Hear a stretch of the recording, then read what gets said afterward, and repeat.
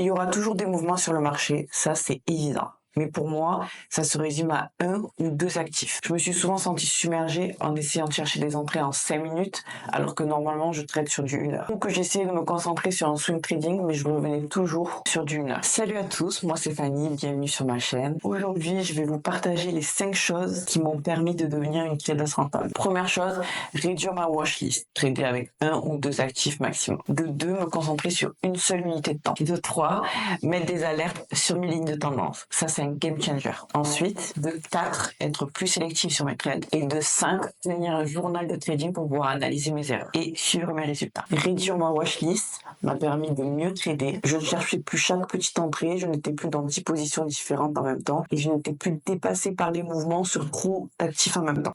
Me concentrer sur un seul actif m'a vraiment permis de créer une connexion et de pouvoir interpréter les mouvements. Je comprends leurs mouvements, je suis en phase avec eux et ça, tu ne peux l'avoir qu'en limitant vraiment ton univers de trading. 3 actifs, ça peut fonctionner, 4 aussi, mais un seul peut suffire, j'en suis la preuve. J'ai tradé exclusivement le gold cette année, à part quelques trades sur d'autres actifs, mais c'est le gold qui a été mon pilier. Donc si tu veux être rentable, commence par ça. Réduis ta watchlist. Ça ne veut pas dire que j'ignore les autres marchés, je continue de tracer mes trendlines sur le cuivre, l'argent, les indices, et je reste à jour. Mais mes vrais trades se font uniquement sur le gold. Pour moi, l'un des plus gros déclics, ça a été de me concentrer sur une seule unité de temps. Je sais que chaque stratégie est différente. Certaines demandent de jongler entre plusieurs time frames, une entrée en 1 minute, puis une gestion en 5 ou 30 minutes. Mais personnellement, ma stratégie a vraiment commencé à porter ses fruits quand je me suis concentré sur une seule unité de temps. Avant ça, j'étais sans cesse en train de switcher. Je cherchais des entrées en 5 minutes alors que je tradais sur du 1 heure, ou j'essayais de me lancer sur du swing trading, mais je revenais toujours à l'unité horaire. Bref, c'était le chaos mental. Trop d'infos, trop de doutes, c'était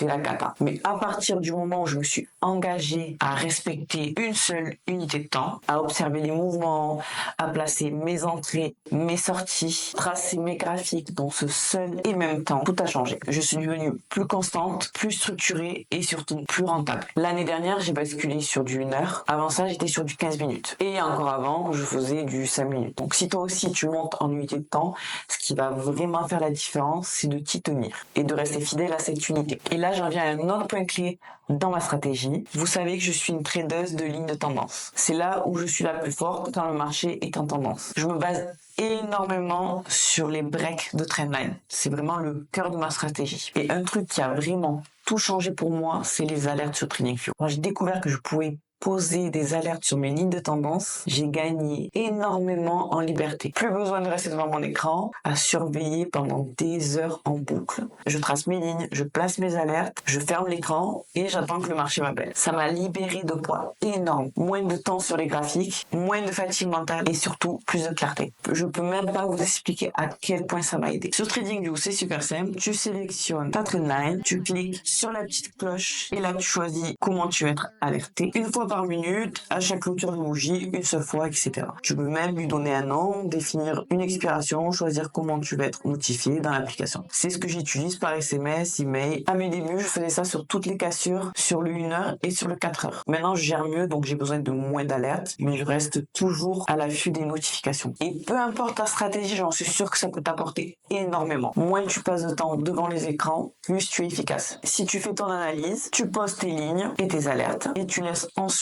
le marché venir vers toi. C'est clairement le meilleur scénario possible. Plutôt que de courir derrière les setups, tu laisses le marché venir à toi. Ce petit changement-là, ça a vraiment été un gros tournant dans mon trading. Et ensuite, j'ai compris un truc essentiel. Plus j'étais sélective, plus j'étais rentable. Au début, je cherchais vraiment à prendre toutes les opportunités possibles. Je cherchais la moindre entrée. C'est facile de se laisser tenter par chaque cassure de trendline. C'est pour ça que les cassures sur les lignes de tendance a une très mauvaise réputation en trading. Trop de faux signaux, trop de configurations qui ne tiennent pas. Le prix il respecte la ligne, puis d'un seul coup, il part complètement à l'opposé. Donc ce que j'ai dû faire, c'est affiner mes critères d'entrée. Attendre uniquement le setup A+, c'est-à-dire me poser des questions concrètes. Est-ce que ma ligne à 3 points de contact bien validés? Est-ce qu'il y a assez d'historique derrière une semaine de données? Quand le prix casse cette ligne, est-il proche de la trendline opposée? Tout ça m'a aidé à devenir beaucoup plus stratégique. Être exigeante avec mes trades, avec mes setups, finir les entrées douteuses. Je veux de la qualité et pas de la quantité. Je suis passée à prendre 5 trades par jour à un trade par jour. Et pour pouvoir identifier ce qui fonctionne ou pas,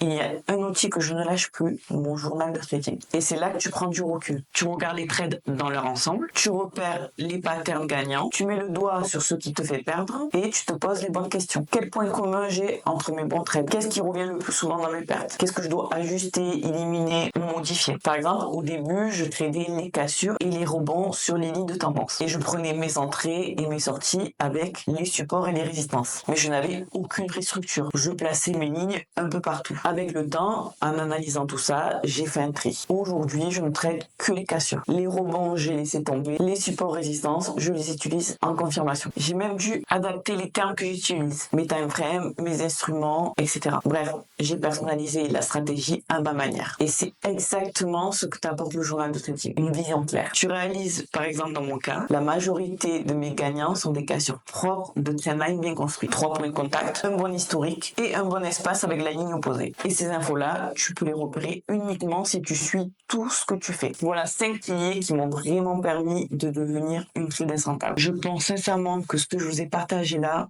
peut vous faire gagner énormément de temps et d'expérience dans le trading. Moi, ça m'a pris du temps entre essais, erreurs et ajustements. Mais vous, avec cette vidéo, vous pouvez gagner un temps fou, je vous assure. Merci d'avoir regardé la vidéo. Je pense réellement que ça va vous aider. N'hésitez pas à lâcher des commentaires et à me poser des questions. N'oubliez pas de vous abonner. On se retrouve très vite.